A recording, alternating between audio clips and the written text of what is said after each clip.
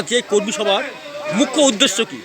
মুখ্য উদ্দেশ্য হলো আজকে সারা পশ্চিমবঙ্গে বিভিন্ন কর্মী সভা হচ্ছে, তার মধ্যে আমাদের একটা জোন পড়ে। আমরা দেবীপুর অঞ্চলের প্রধান, আমি প্রধান হিসাবে এই আমার তেঁতুলবেড়িয়া 11 নম্বর সংসদ, আমি এখানকার মেম্বার এবং প্রধান। সেই প্রধান হিসাবে এই তেঁতুলবেড়িয়া 11 নম্বর সংসদের মানুষজনকে ডেকে একটা কর্মী সভা করলাম। এখানে কর্মী সভায় ব্যাপক সাড়া পড়েছে এবং আমার এই বুথে 1264টা ভোটার আছে। আমি নিশ্চিত এখান থেকে 900 ভোট আমি দেব, এই আশা নিয়ে এই কর্মী সভাটা। আগামী দিন কি আপনার অঞ্চলে বিরোধী বলে কিছু থাকবে? আমার অঞ্চলে বিরোধী বলে তো কিছুই থাকবে না, আমাদের এখানে বিরোধী কিছুই নেই। ওরা শুধু কয়েকজন আছে, তারা শুধু বদমাইশি এবং উস্কানিমূলক এবং সাম্প্রদায়িক কথা মানুষের বীজ রোপণ করছে।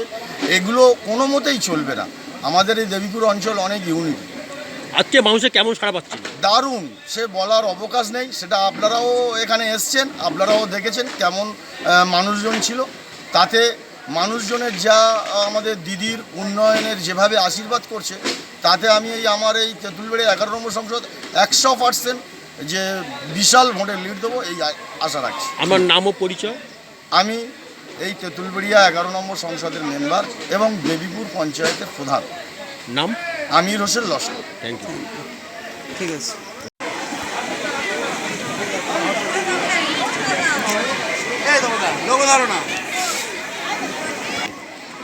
উদ্দেশ্য হচ্ছে আমাদের মমতা বন্দ্যোপাধ্যায়ের উন্নয়ন, লক্ষ্মীর ভাণ্ডার, কন্যাশ্রী, যুবশ্রী, স্বাস্থ্যসাথী কার্ড, এই উন্নয়নটা আমরা সবাই জানে, তবু আমাদের মানুষকে বোঝানো এবং সর্বোপরি পশ্চিমবঙ্গে যে উন্নয়ন, সেই উন্নয়নটাকে তুলে ধরার জন্য আজকের আমাদের সঙ্গে।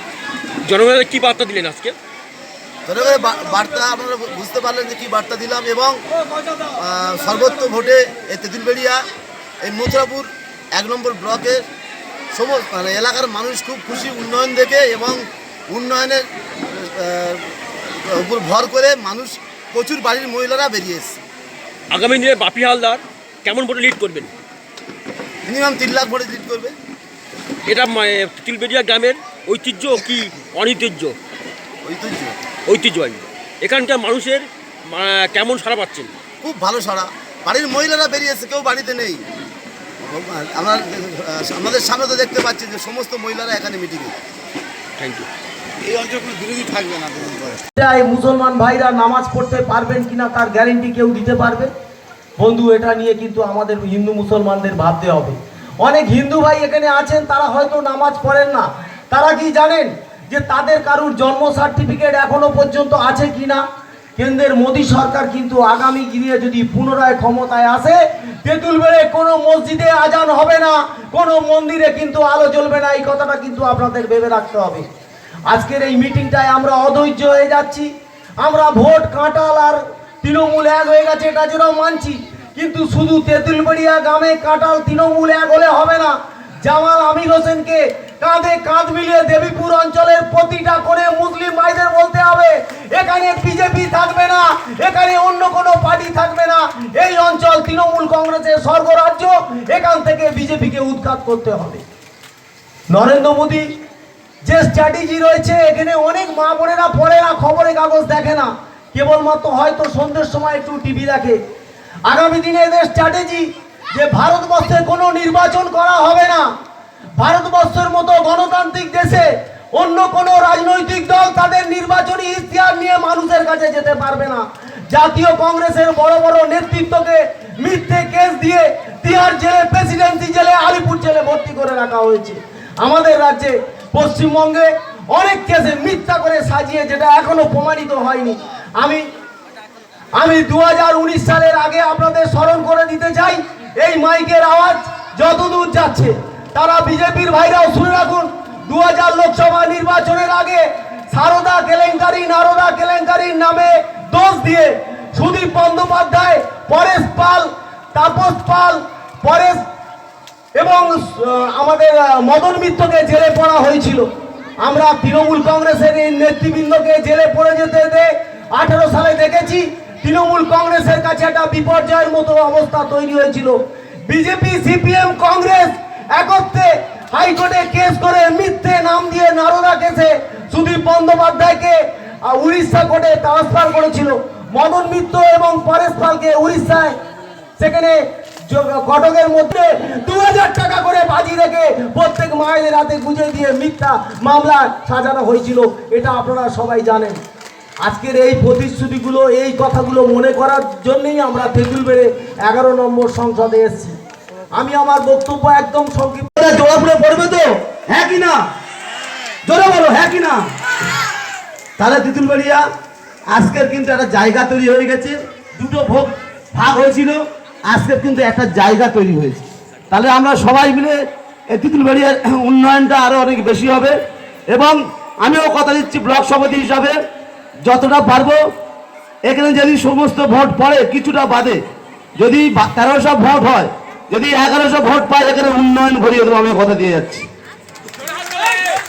আর আমরা জানেন বিজেপি সরকার হিন্দু মুসলিম ভাগ করতে চাচ্ছে। আমরা কিভাবে বড় হয়েছি? আমরা একসাথে সকালে উঠলে দেখবো আমরা একসাথে চা দোকানে হিন্দু মুসলিম চা খাই তো। আজকের বিজেপি নামক একটা দল আমাদেরকে ভাগাভাগি করতে চাচ্ছে, যে পশ্চিমবঙ্গে আমাদেরকে মমতা বন্দ্যোপাধ্যায় কাজের উন্নয়ন থমকে দিচ্ছে এবং বলছে এখানে কোনো চলবে না, এখানে দাদাগিরি চলবে।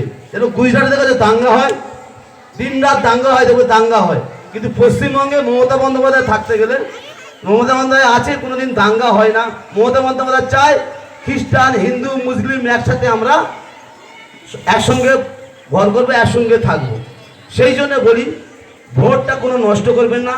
এই তেঁতুলবেড়িয়া ভোটে সমস্ত ভোট যেন জোড়া ফুলে পড়ে, এটুকু আমাদের আবেদন। কারণ সন্ধ্যা হয়ে আসছে, খালটুদা আছে বলবে এবং আমাদের ক্রিয়ামণ্ডল জেলা পরিষদ আছে। অভিনন্দন দিতে চাই, কারণ ওনারা আমাকে এই দেবীপুরের সর্বোচ্চ লিডটা আমি এই তেঁতুলবেড়ে গ্রাম থেকে উপহার দিয়েছে। আমাকে জেলা পরিষদ হিসাবে আপনারা সব থেকে বেশি আশীর্বাদ এবং ভালোবাসা দিয়েছেন, তার জন্য আপনাদের চরণে আমি নতমস্তকে প্রণাম জানাই। এবার আমি বলি আমাদের নেত্রী মমতা বন্দ্যোপাধ্যায়ের কথা। আমি প্রথমেই বলবো মায়েদের কথা। 2011 সালের আগে আমরা বাংলার মায়েরা কি করতাম? আমরা বাংলার মায়েরা কিন্তু অবলা ছিলাম। আমরা শুধু সংসার করতাম, বাচ্চা মানুষ করতাম, এর বাইরে কিন্তু আমাদের কোনো জগৎ ছিল না। কিন্তু 2011 সালের পর যখন আমাদের নেত্রী মমতা বন্দ্যোপাধ্যায় ক্ষমতায় এলেন, তিনিই প্রথম বুঝলেন যে এই বাংলাকে উন্নয়ন করতে হলে, এই বাংলাকে এগিয়ে নিয়ে যেতে হলে বাংলার মায়েদেরকে এগিয়ে নিয়ে আসতে হবে, বাংলার মায়েদেরকে শক্তিশালী করতে হবে, বাংলার মায়েদেরকে নিজের পায়ে দাঁড় করাতে হবে। তাই তিনি প্রথম পরিকল্পনা করলেন এই বাংলার মায়েদেরকে কিভাবে শক্তিশালী করা যায়। তাই তার স্বপ্নের প্রকল্প আপনারা সবাই জানেন, আনন্দধারা প্রকল্প, যে প্রকল্পের মাধ্যমে বাংলার মায়েদেরকে সংঘবদ্ধ করে তিনি শক্তিশালী হতে শেখালেন। তারপর 2021 সাল এলো, যখন মমতা বন্দ্যোপাধ্যায় পুনরায় নির্বাচনের জন্য লড়ছিলেন, তখন তিনি কিন্তু বাংলার মাদেরকে কথা দিলেন। তিনি বুঝেছিলেন বাংলার মায়েদেরকে নিজের পায়ে দাঁড় করাতে হলে বাংলার মায়েদের অ্যাকাউন্টে টাকা পৌঁছে দিতে হবে, কারণ মায়েরাই হলো সংসার চালানোর কারিগর, মায়েরাই একটা বাচ্চার সুখ দুঃখ অভাব অভিযোগ বোঝে। তাই তিনি 2021 সালের আগে তিনি মায়েদেরকে কথা দিলেন, যদি বাংলার মায়েরা এই বাংলার নিজের মেয়েকে পুনরায় মুখ্যমন্ত্রীর চেয়ারে বসায়, আমি প্রত্যেকটা মাকে ধরে ধরে লক্ষ্মীর ভাণ্ডার উপহার দেব। 2011 সালের পর মাননীয় মমতা বন্দ্যোপাধ্যায় এই বাংলার মা হয়ে বাংলার আপামর জনগণের কথা ভাবেন। তিনি কিন্তু কখনো ভেদাভেদ করেন না, তাই তার সমস্ত প্রকল্প সেইভাবে সাজিয়েছে। আপনারা জানেন জন্ম থেকে মৃত্যু পর্যন্ত প্রায় 72খানা প্রকল্প মমতা বন্দ্যোপাধ্যায় মানুষের উন্নয়নের স্বার্থে স্তরে স্তরে সাজিয়েছে। সেখানে কি কোনো ধর্ম বর্ণ সবাই সেই প্রকল্পের সুবিধা ভোগী, কেউ কিন্তু বলতে পারবে না যে আমাদেরটা বঞ্চিত করেছে মমতা বন্দ্যোপাধ্যায়।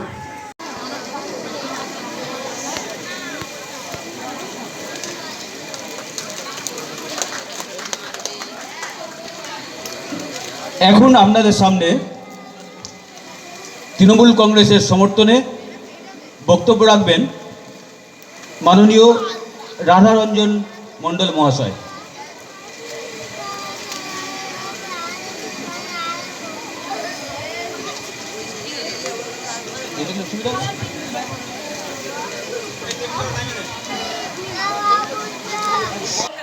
অভিষেক ব্যানার্জি জিন্দাবাদ, বাপি হালদার জিন্দাবাদ, জয় বাংলা। নমস্কার। উপস্থিত আমার মথুরাপুর 1 নম্বর পঞ্চায়েতের সমিতির সভাপতি আছেন, আমার দেবীপুর গ্রাম পঞ্চায়েতের প্রধান মহাশয় উপস্থিত আছেন, আমার দেবীপুর গ্রাম পঞ্চায়েতের বিভিন্ন গ্রামসভা থেকে সদস্য আগত, বিভিন্ন আমার ঊর্ধ্বতন নেতৃত্ববৃন্দ, প্রত্যেককে আমি নমস্কার, সালাম সহ যথাযোগ্য সম্মান।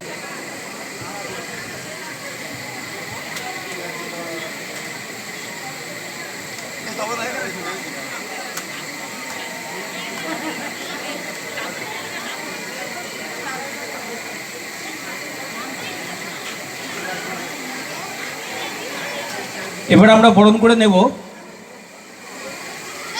দেবীপুর গ্রাম পঞ্চায়েতের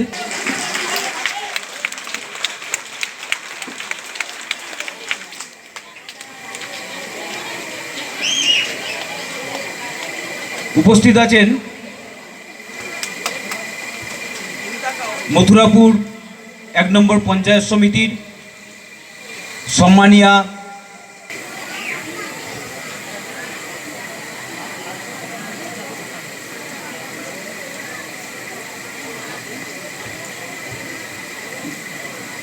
এখন আমরা বরণ করে নেব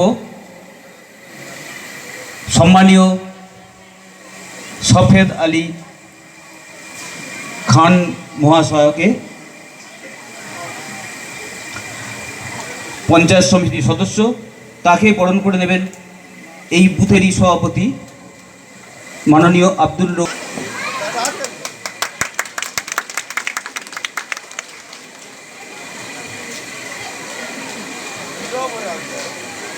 আজকের সভায় উপস্থিত হয়েছেন আমাদের এই পঞ্চায়েত সমিতির আরেক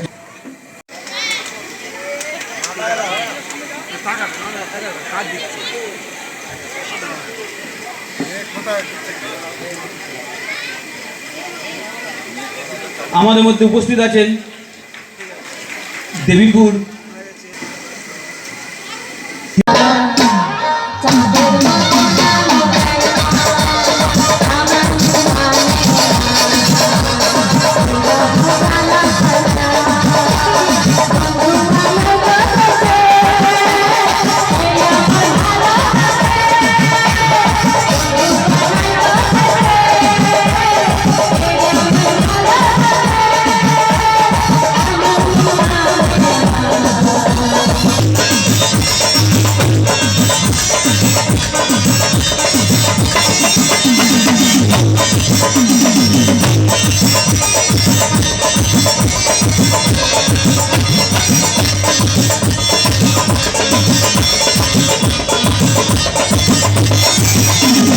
Jina